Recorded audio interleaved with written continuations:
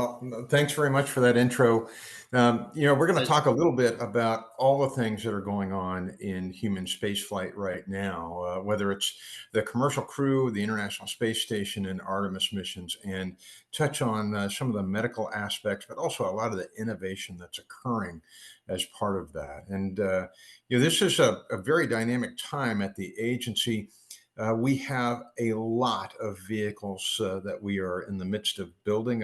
In addition to taking care of the astronauts, as one of the flight surgeons and chief health and medical officer overseeing that care of the astronauts and their waivers and the health care for the agency, we're also the tech authority, the health and medical technical authority, which means we have our flight surgeons and our folks weighing in on the human factors and human systems integration of these new vehicles in development. So we try to make sure that they are designed with the human in mind and work with our engineering and safety counterparts on the development of those new vehicles. This is what a lot of people think that we do, but probably it's a little closer to this. We do a lot of things to provide health care for the astronauts, but a lot of that is preventive medicine on the ground, and then of course doing space medicine while they are flying. But also there's procedures and requirements and standards that we work on. On the left side of that screen, we're doing intubation in what's called the Vomit Comet, that aircraft that does parabolas that can give you some microgravity or zero gravity on the way down for about 30 seconds when it's on the bottom half of that parabola. And we are testing procedures, something as simple as eye drops. Eye drops don't drop in space. And so you have to figure out, how do you deliver something like eye drops to an astronaut who's in microgravity? And that slide on the right, or the picture on the right, we're monitoring a spacewalk that's going on during one of the early expeditions of the International Space Station. And there's just a whole host of things going on in the commercial sector. Virgin Galactic, of course, had another flight with passengers just 2 weeks ago, and a very successful flight with 4 people in the back. And that's for suborbital, going up just to the edge of the Kármán line, or just above the Kármán line, and then down. Doesn't last very long, about 5 minutes of microgravity, but lots of folks starting to sign up for that, and you're starting to see, this expansion of commercial spaceflight, especially in the suborbital realm. That includes Blue Origin. Blue Origin, of course, is also going up above the Kármán line, again in a suborbital flight, 5 minutes of microgravity, and then back down. Many of you probably saw last year where William Shatner, i.e. Captain Kirk, flew on Blue Origin up.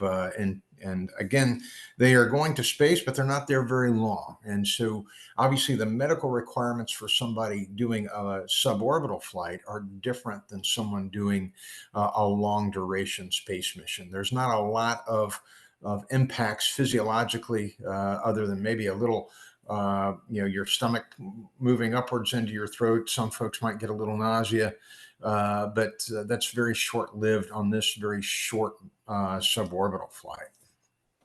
Elon probably needs no introduction, but of course, SpaceX, we use SpaceX as one of our contractors.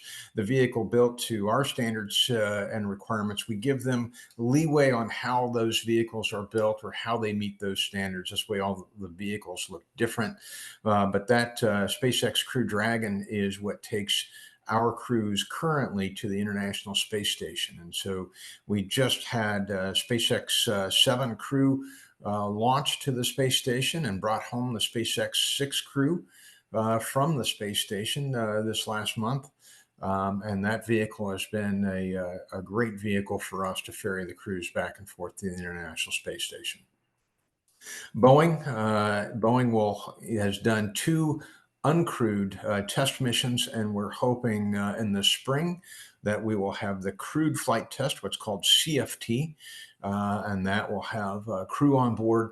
And again, then once Boeing is done its crewed flight tests, then Boeing will also ferry crews back and forth to the International Space Station. We'll have both Boeing and SpaceX, as well as the Soyuz, ferrying crews back and forth to the space station.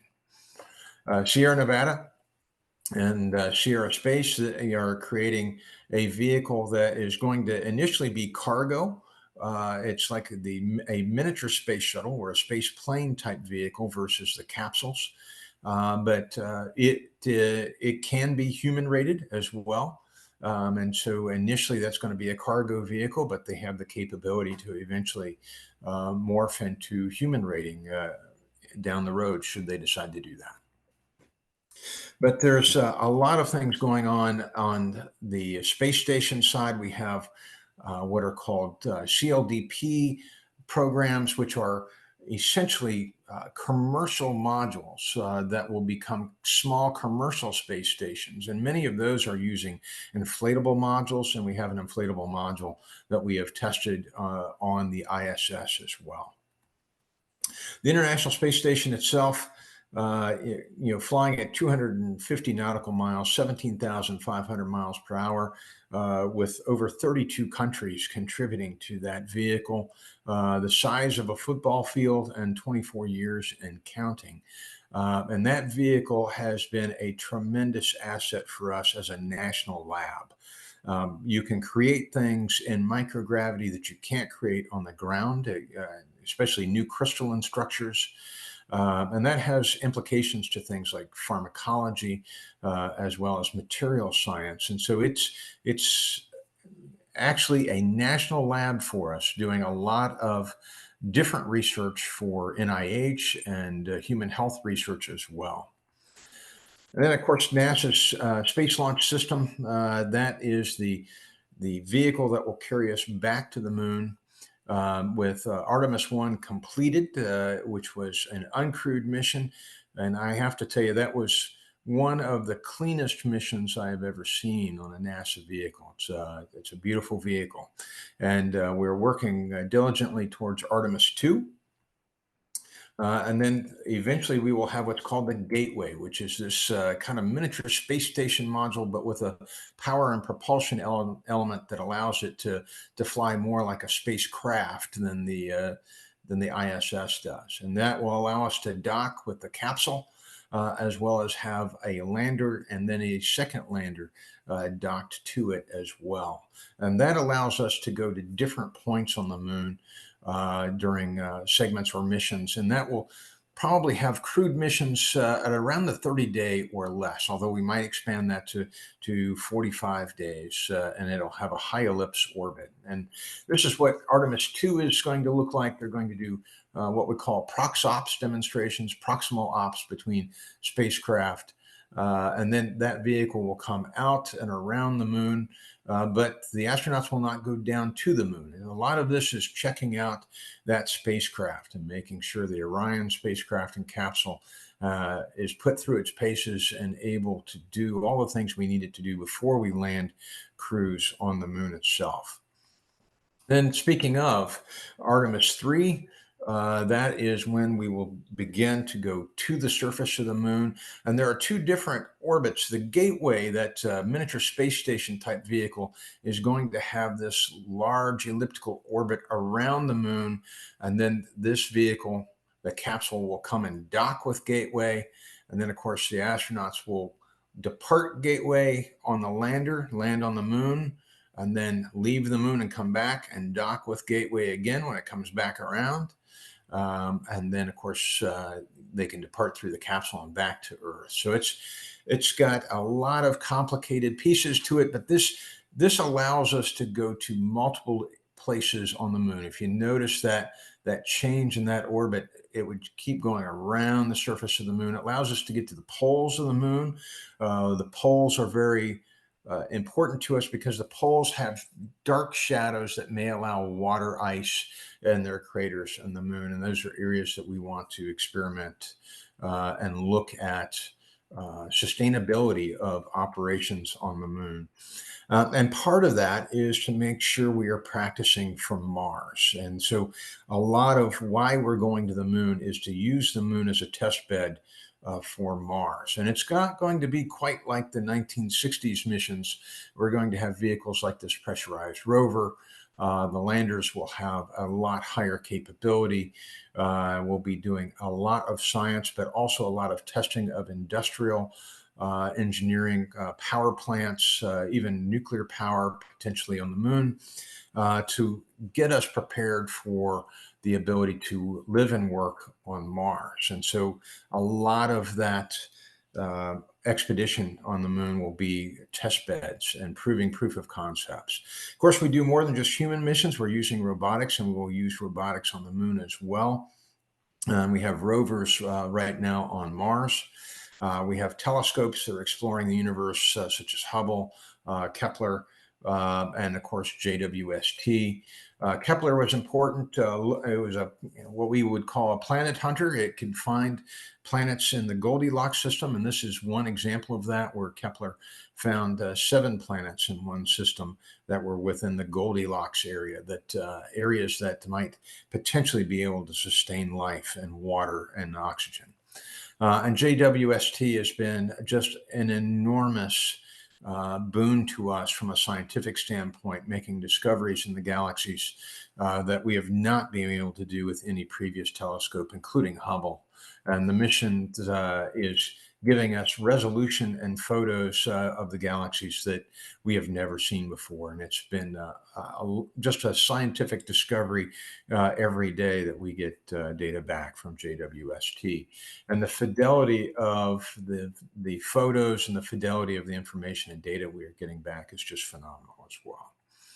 But we still have some workhorse missions, that are still sending back data, including Voyager 1 and Voyager 2, that are sending data all the way back from the edge, departing our solar system and moving out into the galaxy and still sending data back, which is pretty phenomenal as well. For the astronauts, space is a pretty unforgiving environment with microgravity, and especially when you're there for long duration missions. You can have decrease in your bone integrity or strength because you're losing some calcium from those bones. So the astronauts are doing a lot of exercise, including resistive exercise, to lay down calcium and to make and prevent that bone loss. That calcium gets cleared through the kidneys, so they're at risk for kidney stones. They have this fluid shift up into their head and thorax that can cause puffiness and can also increase the amount of fluid around the brain and around the optic nerve, which can cause vision change and other issues with the astronauts. And so the flight surgeons do a great deal of space medicine to prevent and mitigate untoward effects of these physiologic changes in microgravity. And of course, radiation is something the astronauts are exposed to as well. And we worry about their exposures and try to mitigate harm to the astronauts whenever possible. What we call SANS or VIP, that is actually spaceflight associated neuroocular syndrome or vision impairment and intracranial pressure. And that's due to that fluid shift moving up into the head and thorax. If you look down here at the eyeball, normally the eyeball is round, that globe is round, and eye is, the sunlight is coming through your eye and is focusing on the back. The image is focusing on the back of the retina.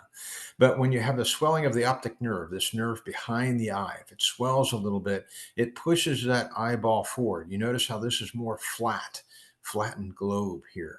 You could literally put that eyeball on a table and it wouldn't roll because it's a little flat. That actually moves, if you will, the screen, the retina, forward a little bit. And so it moves it out of focus. If you think of the focal point being back here where your eye focuses an image, now I've moved that screen forward due to that swelling of the optic nerve. And so that can shift an astronaut's vision by what we call diopters. If you've ever been to the eye doctor and they say, is this one better or this one better? That's a half a diopter that they are looking at and flipping back and forth through diopters to see if your vision is clear. And so it can change the vision of an astronaut on orbit. We also see what are called choroidal folds, which are, think of it as wrinkles or folds in the back of the retina due to that swelling in the back of the eye. And those typically don't go away. Once you make a fold back there, those are semi-permanent. They may soften a little bit, but they typically don't go away totally. And you can get what are called scotomas, which are blind spots. So there's a lot of things that we worry about with this shift of fluid and intracranial pressure to astronauts.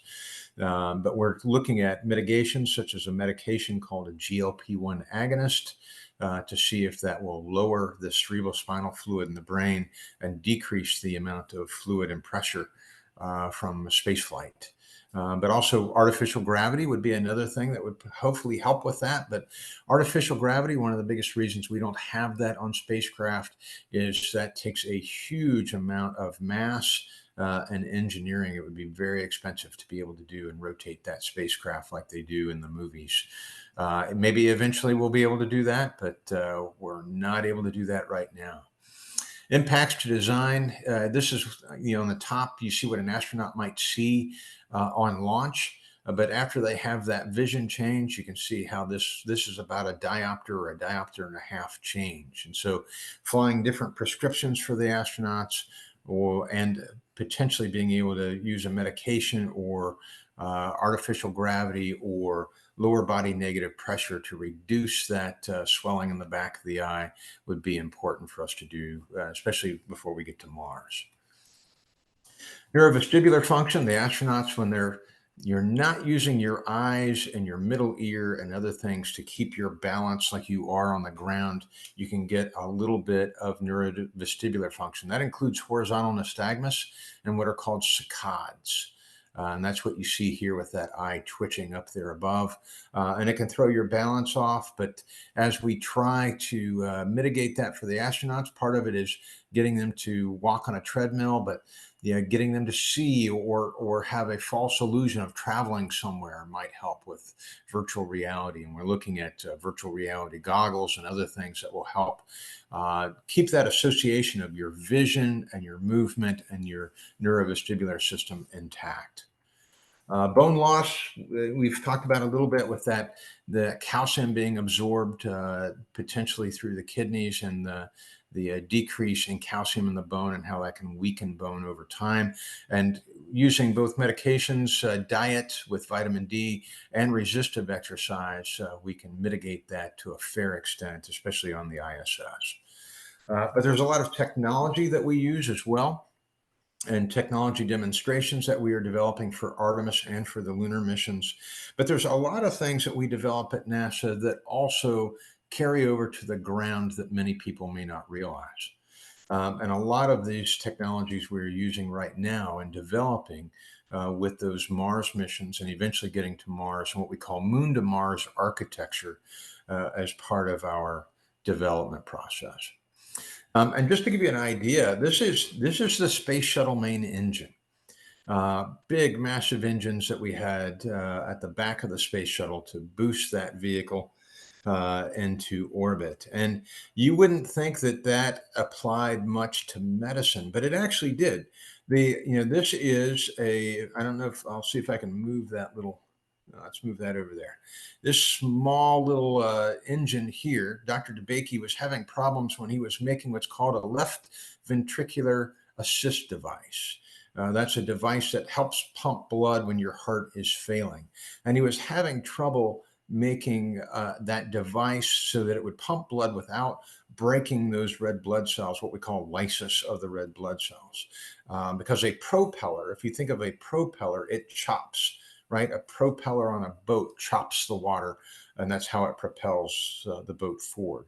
But what you want is an impeller, one that spins and starts to stack a fluid. And fluid dynamics, what we call a rouleau formation, where red blood cells can stack upon each other without breaking them. And he was having trouble making that impeller, and he turned to NASA for that. And the same type of impeller that is in that space shuttle main engine, the same type of engineering, design, and shape and fluid dynamics to propel that rocket fluid up into that engine as the rocket is going quickly up into orbit and all the gravity's going back to the back of the spacecraft, you want to pump that fuel forward. And we do that with an impeller on the Space Shuttle main engine. And we also do that with an impeller on the SLS engines. That same impeller miniaturized is what's part of the left and the left ventricular assist device. So even the Space Shuttle main engine has an impact into healthcare and medicine. And let me see if I can get to the next slide here. There we go. The robot arm, you've probably seen Canada with its large robot arm on the International Space Station. That same program that tells that arm where to go is used in a medical device. And if, as you can imagine, the International Space Station, as a reminder, is flying at 17,500 miles an hour. So you don't want this arm out there whipping an astronaut around, and you don't want it to collide with the space station or with hardware or with the satellite. So it's very precise in where it moves that astronaut to, and in the amount of speed and pressure that it uses. And that same software is used in this particular robotics for neurosurgery. And so that development of that software to move that robotic arm in space is still applied again on the ground into medical hardware. And carrying on, this is an ultrasound, what's called CIMT, carotid intimal medial thickness ultrasound, where it's looking at multiple different shades of gray in the vasculature and the artery. So we can see how much plaque you might have in this layer of what's called the intima around an artery, and looking at cardiovascular disease.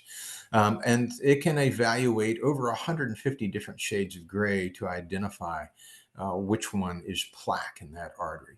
And that same program, that same software was developed at NASA, and it was developed to look at 150 different shades of gray in planetary science, but then was taken to healthcare. Again, another example of NASA innovation going to healthcare. But there's no sticker on that ultrasound, and when a patient gets that CIMT ultrasound, there's nothing that says, "Oh, by the way, this was developed at NASA for planetary science." We've also looked at developing ultrasounds that not only do imaging, but can also, for example, move a kidney stone, and to be able to push that stone out of the duct and out of the ureter. And then also use high intensity focus ultrasound. We've looked at this as well, where you can take multiple different ultrasounds, and where that beam crosses, it can produce heat. And think of it as the ability to cauterize a wound without opening the skin. So imagine somebody who's had trauma, an astronaut rolling over a vehicle in a crater on the moon or on Mars. Whereas right now we would need to either through a catheter or through surgery stop that bleeding in the liver or the spleen.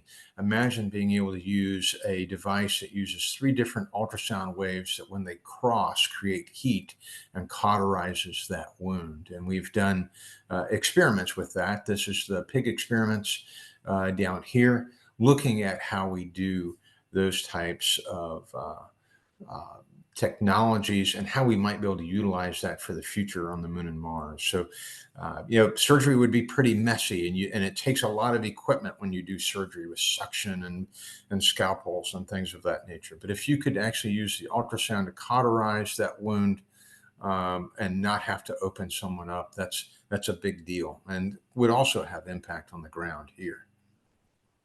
But we've also worked with ultrasound makers to miniaturize ultrasound. And when the International Space Station started, the ultrasound was the size of an entire rack, and then got down to the size of a washing machine. And now this is James Patarini, one of the flight surgeons with flight surgeon turned astronaut Srina Anand. And he is doing an ultrasound in the tent. This is after she's landed on the Soyuz. And he is using what's called the butterfly IQ, where all the ultrasound, the things that used to take an entire rack or be the size of a washing machine, are now in this probe itself. and then the iPhone is used just as a screen. So imagine uh, the entire ultrasound going from the size of a washing machine or the size of a rack down to now all of it being contained just in the ultrasound probe itself. And so that's a lot of mass solved for us. And when you're flying something to the moon or Mars, the amount of mass and volume matters a great deal. Of course, development of robotics is something that we've done as well. This is Robonaut on the left side. And you notice that Robonaut has hands that are similar to human hands. And that's so that Robonaut can use the same tools as the astronauts. So we don't have to fly different tools. And the idea will be to have robotics such as Robonaut or some of our other robotics that we are developing that will assist the astronaut on the surface and be able to haul different items or be able to use different tools or be able to help prepare a spacecraft on the way to Mars. And again, this is some of the tools that Robonaut is able to use, and that was a partnership with GM. But also those haptics, those software and haptics that we have developed for allowing that robot to use human tools carry over into the software and the haptics for prosthetics. And we've come a long way from someone using a hook or just a squeezing adaptive modality for a prosthetic, the ability to do fine dexterity and pick up something like marbles or screw a part onto the end of an end effector. That is coming about, and a lot of that due to the haptics and software, again, developed for robotics, and many of that done at NASA. And of course, working with DoD and others as we continue to refine our robotics and our haptics, important for those that have lost limbs, both in the military and elsewhere. This is Valkyrie. Valkyrie is the full-size robot, includes legs and the whole works. And Valkyrie can walk, talk, and will be able to carry and has stereoscopic vision. And so this is something that we've been working on, and it's worked on with multiple different university partners, including in Scotland at University of Edinburgh and Glasgow, and other places throughout the world working together with us, developing the robotics for the moon and Mars. But also using exoskeletons. As you can imagine, the astronauts might have some weakness in their lower extremities or in their muscles or legs, and having an exoskeleton attached to their suit when they first get to Mars, that could be helpful. But that also has carryover to the ground to help paraplegics be able to walk with those exoskeletons as well. 3D printing is something that we are working on actively with multiple universities. This is Wake Forest using printed skin directly onto a burned limb, using stem cells and as the feedstock. And you can imagine all the different implications that this may have. This is Redwire, and this is on the International Space Station right now. The crew installed this bioprinting fabrication facility on the space station 2 weeks ago. And we're doing activation and checkout with that hardware. In about 2 months, we will actually print a knee meniscus on orbit using, again, stem cells as biostock, but being able to print an actual cartilage of a knee meniscus on the International Space Station. So think of the implications for that. As you get older and your knee meniscus wears out, instead of having to just have it removed and have bone on bone, or have a pig tissue or something that you might reject, being able to take your own stem cells, take blood from you, spin it down, take your stem cells, and grow your stem cells and use it as feedstock, and then bioprint a knee meniscus. Think of the implications of that for the future, whether it be bioprinting of a heart valve. Most of you know that we've used pig valves for many years, and now we've used mechanical valves. But imagine being able to bioprint a heart valve from your own stem cells, where you would not be able to reject that tissue, and it would be actual bioprinting. And those are a lot of the areas that we are working on right now. This is an actual working kidney that was bioprinted. Think of people that have lost limbs or digits, cancer that might cost somebody a nose or an ear. To be able to bioprint those areas. And of course, bioprinting surgical instruments. If we forgot a particular surgical instrument, we could bioprint that on Mars or print that particular material. This is 3D printing of medications. I can't take the entire CVS and Walgreens pharmacy with me to Mars. That's too much mass. And so we could take perhaps 20 constituent chemicals, and if you've got the right recipe, 3D print a medication. So imagine being able to 3D print penicillin or Cipro or amoxicillin on Mars on demand, and also think of the implications that would have on the ground in third world countries or in other places to be able to 3D print medication on demand if they've got the constituent chemicals. Telemedicine, this is one of my colleagues, the good Dr. Joe Schmid. That ghostly image is him on the International Space Station, but Joe was actually sitting in Houston. And this is using the Microsoft HoloLens and being able to literally project himself as an entity onto the ISS and have a conversation with the astronauts on the ISS as a hologram. And Joe recently did a lecture at a university while he was in Russia at Star City and projected himself at the podium, again, using the HoloLens. So some amazing developments in technology in both virtual reality and other places now occurring. And we've tested many of those technologies. Joe himself has tested several of these technologies on the space station. This is what's called MCOG, which is a mobile concentrator of oxygen and oxygen generation. So that box, about the size of a desk, can actually produce enough oxygen for a medium-sized hospital. So we would use that device to produce oxygen for a space station and or an outpost, say on the moon or Mars. But imagine being able to actually make enough oxygen using household power for a medium-sized hospital. Right now, we have all these big green tanks, right, that are shipped by a truck, and you have to each week bring in new tanks to fill the oxygen and for the ICU and the ER and throughout the hospital when patients are on oxygen. Imagine being able to just generate that without going back and forth with the trucks and et cetera, to be able to generate it on site with household power. And that's what the MCOG is capable of doing.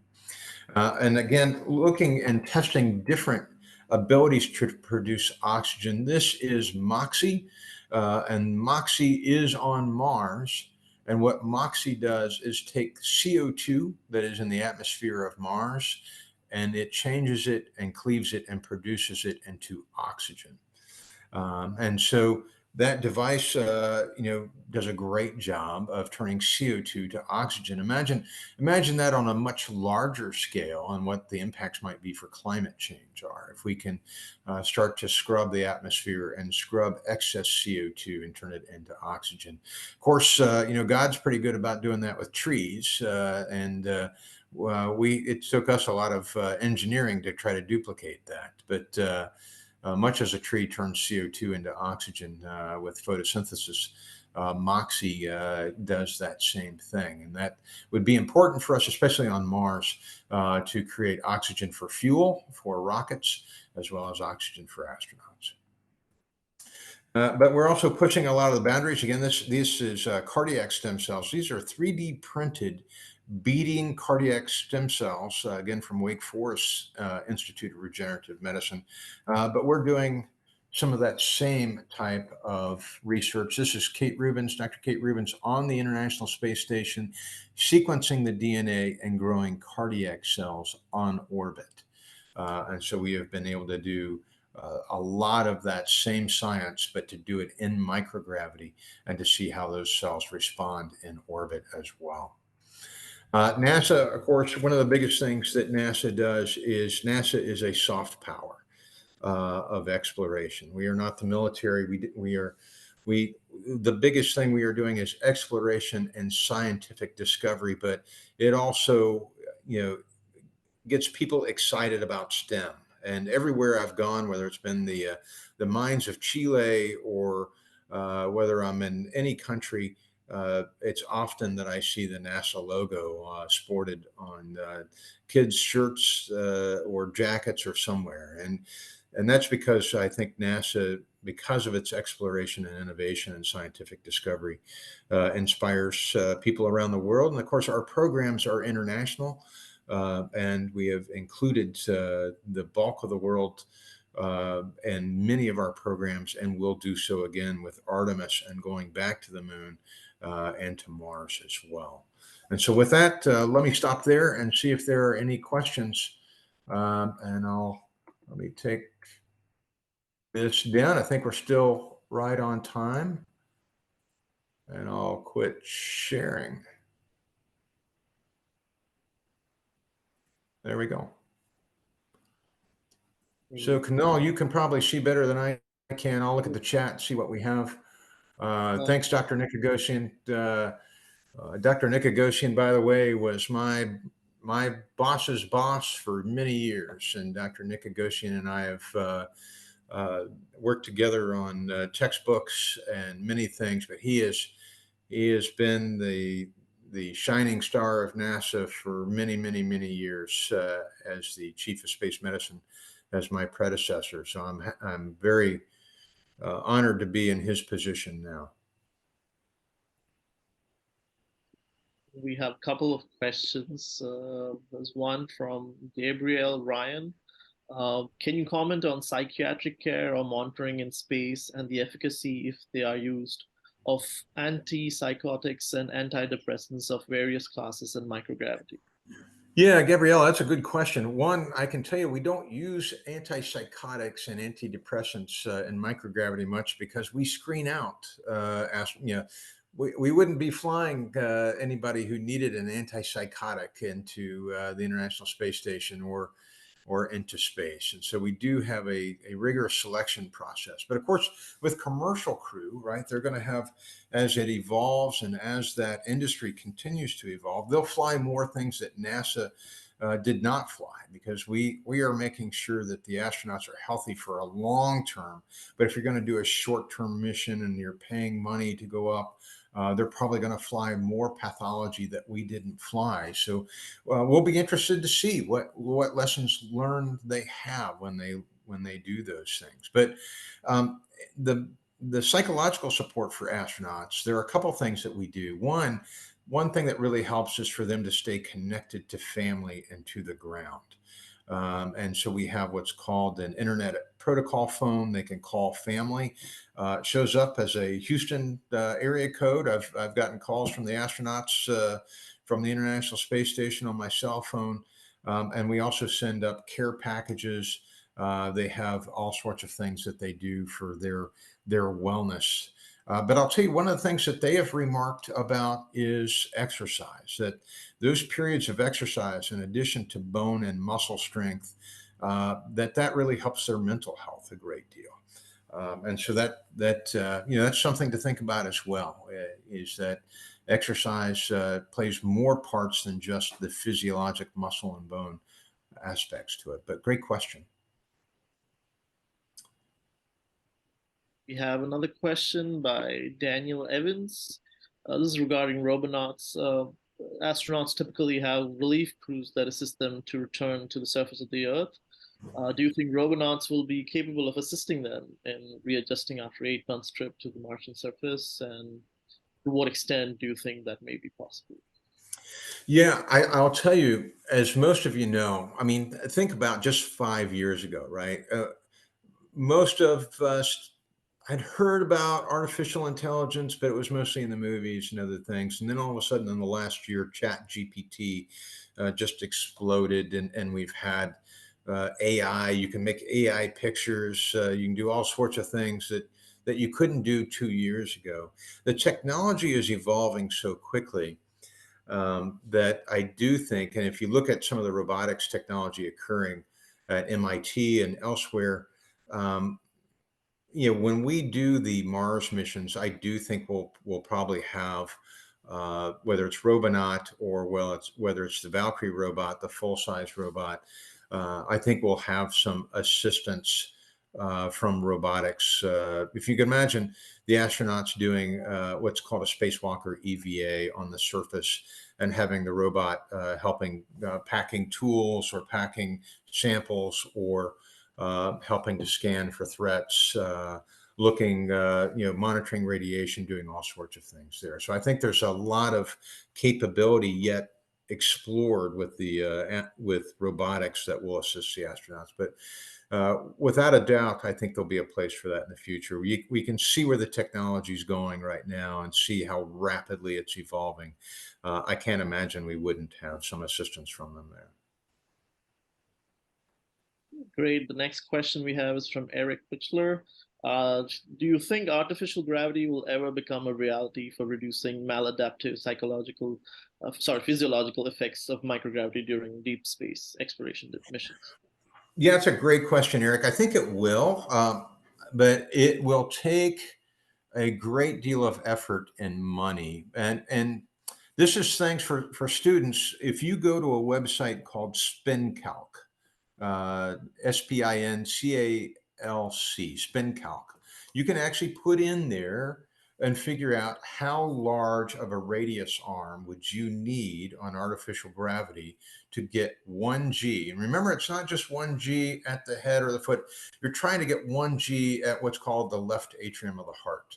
And there's a, when we're on the ground, there's actually a very minuscule change between the gravity at our head and the gravity at our feet. But Earth is so large, it's minuscule and we don't even realize it. But when you've got artificial gravity, that, all that blood moving towards your feet, you want blood in your brain. You don't want to pass out. So there's that happy medium of getting that artificial gravity at what we call the left atria. And you got to spin, and that radius will probably be about 220 meters long. And so if you think about, if you do that calculation in SpinCalc, you'll see that it's about 220 meters long, and you don't want to spin any faster than 2 revolutions per minute, because if you spin faster than that, you're activating the Coriolis effect in the middle ear, and people are leaning, to one side and feel like they'll get dizzy. So you have to get that happy medium of getting artificial gravity, but not having it spin too fast, and not having it long enough so that you've got a little bit of a gradient between the head and the feet, but not too much. And so to do that, that's a pretty big vehicle, unless you're going to spin or rotate the entire vehicle. And also, when you're spinning in space, let's say we're going to some planet, and I've got this big spinning wheel, or paddle wheel, if you will, giving artificial gravity, that can cause changes in momentum in the spacecraft, so that you actually would have to have what's called CMG, control moment gyros, that would keep spinning to keep the spacecraft on course, so it's not taken off course by that spinning artificial gravity. But all of those things, Eric, would have to come together, and that's some expensive engineering. We know how to do artificial gravity. The question is, NASA doesn't have quite that many billions of dollars to be able to put that on the spacecraft right now. But hey, you want to write your congressman and tell him to give us, triple our budget? Let me know. We'll get in on that. Sounds really fascinating. We have one more question from Gareth Kolyamer. Sir, what level of medical capability will we expect astronauts to maintain for a Mars expedition? Well, that's a great question. Right now, the crews on the International Space Station are educated to the level of an advanced paramedic. Now, we do occasionally fly a physician on board there. We do have physician astronauts, but when we go to Mars, that's going to be more important, because right now on the space station, we can support them on the console as flight surgeons. We can give them medical instructions and tell them what to do medically. But when you get to Mars, it's a 20-minute delay one way and 20 minutes back. And so, and you can't just take off from Mars if something goes wrong. Mars and Earth don't line up again for 18 months. So when you go to Mars, you're there for the duration until it's time to come back and the two planets line up again. And so those folks will have to be educated to the level, at a physician level, but also um, be a little bit of everything, right? They're going to have to be part dentist, part OB-GYN, part emergency medicine physician. And so we'll have to develop that curriculum for those physicians to learn and to be able to supply that medical care on Mars. So further, probing a little further on that, Kristen Miller asks if the telemedicine and holographic medical consults, how can they be adapted for missions with significant time latency? Oh, that's great. Great question. And I see Professor Chuck Dorn is also in that chat down there. Chuck's worked with the space program for over 30 years, and Professor Dorn's probably the expert on telemedicine. And so, Chuck, you're gonna have to tell me if I do a good job on this one. But I could see the holographic or the telemedicine, although much of it is real time right now for the International Space Station, and maybe with a second or two delay for the moon. I could see just in time training where we would have video or holographic areas. If you're an astronaut on Mars where you haven't done a chest tube in 2 years, but you've got a virtual assistant that could walk you through it, that will be on the computer and kind of show you how to do that chest tube using virtual reality or a video over top of it while you're in real time. And so, a lot of that's going to change, especially with the evolution of technology, with where we're seeing VR, telemedicine, chat GPT heading. And that will help augment the astronaut for sure when they're on Mars. Oh, you're muted there, Kunal. So we have one more question from Charles. Can you envision medical education changing to include more autonomous support based on the needs for medical care on Mars, since there will be a delay between MCC and the surface? Yeah, and much thanks to Professor Dorn for that question. Absolutely, they're because of that delay. Think about a code, right? I'm not going to have a flight surgeon on the ground saying, "Okay, now shock them." Well, it's 20 minutes before that message would get to Mars, and 20 minutes back. So you can't say, clear and then wait 20 minutes. So it's going to be to where those astronauts are going to have to be fairly autonomous, including with autonomous leadership. Right now we plan almost every second of their day on the International Space Station. We're watching all the switch throws that they make. We have people on console able to walk them through a procedure on a spacewalk. We tell them go to step 9 on page 12 for that procedure on a spacewalk. They're going to have to be much, much more autonomous when they're on Mars. We're not going to be able to give them step-by-step instructions, and they're going to have to problem solve when things go wrong. And that's going to require a lot of autonomous training, including in medical care.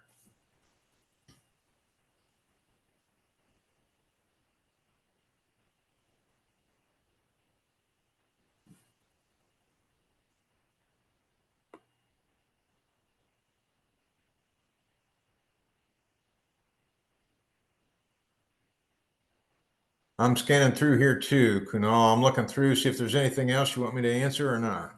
Sorry, my connection was not good for a bit.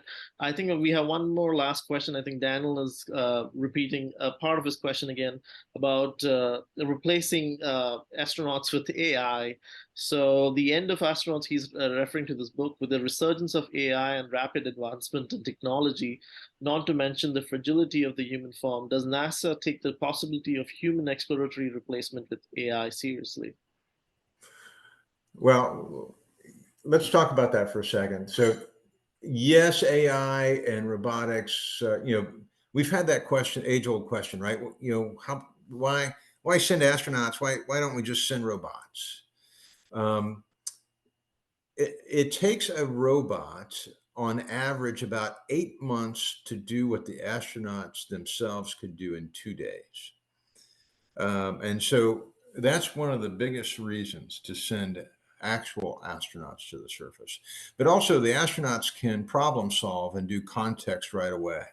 If the drill, if the drill gets stuck, the robot's sending a message back to Earth that says the drill is stuck. But the robot itself isn't able to problem solve as well as an actual astronaut would be able to do. And plus, there's the ability to actually um, look, morph the atmosphere, produce oxygen, do other things. This planet, we're finding out, is pretty fragile. We got a pretty thin blue line, and there could be things from an asteroid to World War III to other things that might put this particular planet at risk. And so potentially moving to a multi-planet species is something that also helps save the human condition in itself, but also allows us to learn more about this planet as well. And so there's a lot of different reasons to fly humans. And yeah, humans, physiology can be a little frail, but we learn a lot from the International Space Station and from the Moon and Mars.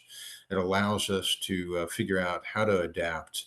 And humans as a species are pretty adaptable. Great. One more question from Christopher.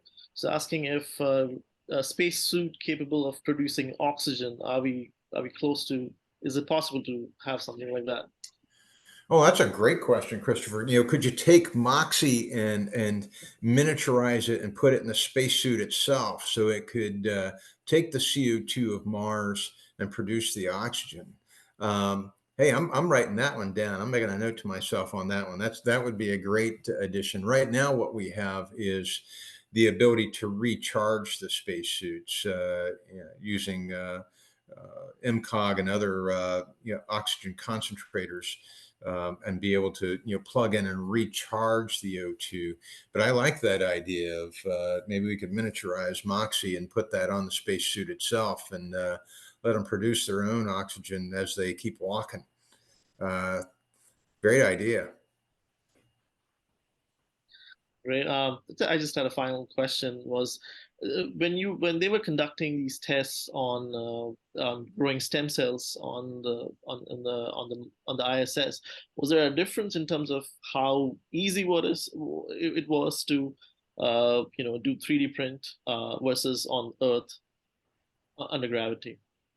Yeah, it's different. I'd have one of the structural engineers who could probably elucidate it better than I can.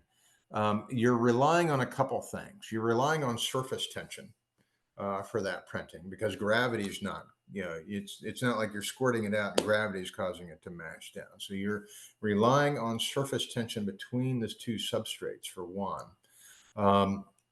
And so it also, gravity has a way of smoothing out or sedimentation occurring with cells or substrate, and you don't have sedimentation occurring in microgravity. So it looks a little thicker and maybe a little fuzzier on the edges than it would otherwise.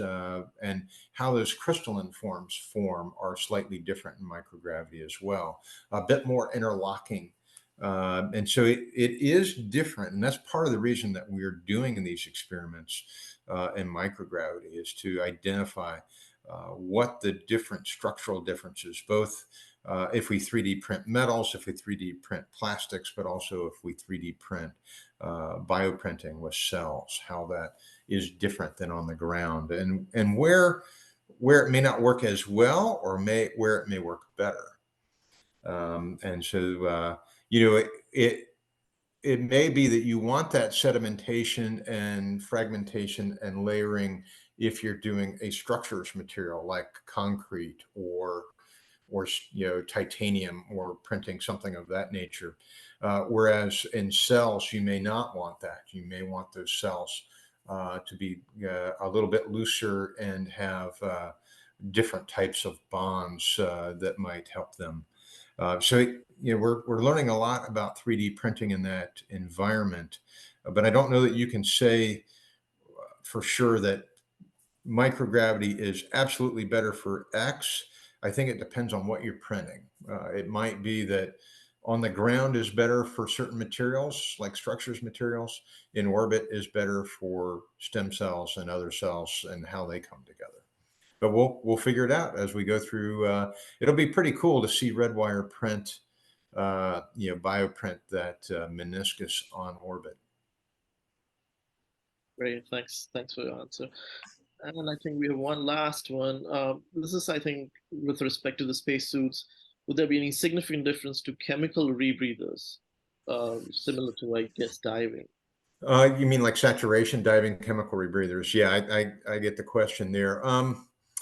For the most part, what we've had is use, we have used things like lithium hydroxide for scrubbing CO2 and stored oxygen for the suits, which limit the suit capability to about 6.5 to 7 hours before either you've got to recharge CO2 or you have run out of CO2 scrubbing capability. We have moved from lithium hydroxide canisters on the spacecraft and in the suits. But for example, on the Orion spacecraft, instead of lithium hydroxide canisters, it will actually use amine beds to scrub the CO2. And so as we've get more complicated to where we could use things like amine to scrub the CO2 real time, dump that CO2 over, outside the suit and keep that amine circulating, it might be able to extend the life of that suit. Same with the O2, if we're able to do something that looks like oxygen generation. But right now, think about how big that MCOG is, and even Moxie on the rover itself. Moxie, yeah, it's a pretty sizable device, fairly heavy, but also it takes a fair amount of time for it to produce enough oxygen there. For us to produce enough for a suit and be able to scrub the CO2 in a suit, we're not there yet. Could we be there for Mars as we continue to develop the technology? Certainly, we could try to be there for Mars, and that's one of the advantages I think of using not just NASA but the commercial sector. Right? We have our spacesuits that we're developing for Artemis. In fact, you've probably seen the Artemis 2 crew. If you Google the Artemis 2 crew, they just did a dress rehearsal for landing ops or for launch ops for the ground systems this last week, and you'll see them in their orange flight, their orange suits that we have for launch and entry.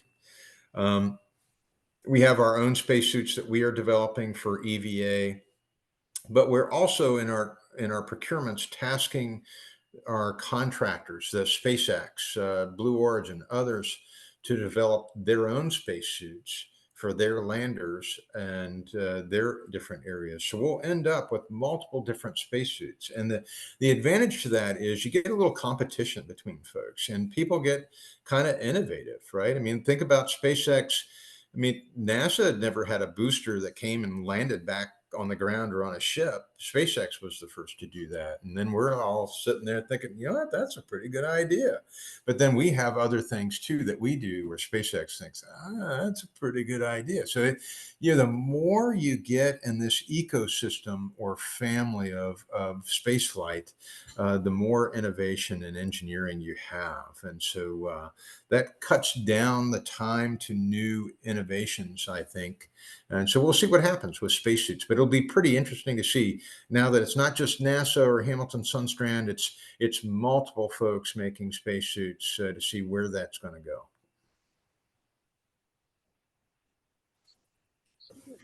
I think we reached the end of the questions. Again, I would like to thank Dr. J.D. Polk for taking the time and providing such an excellent presentation. I think we had amazing questions and great answers by Dr. Polk. Again, thanks a lot for all your time. No, thank you. Thanks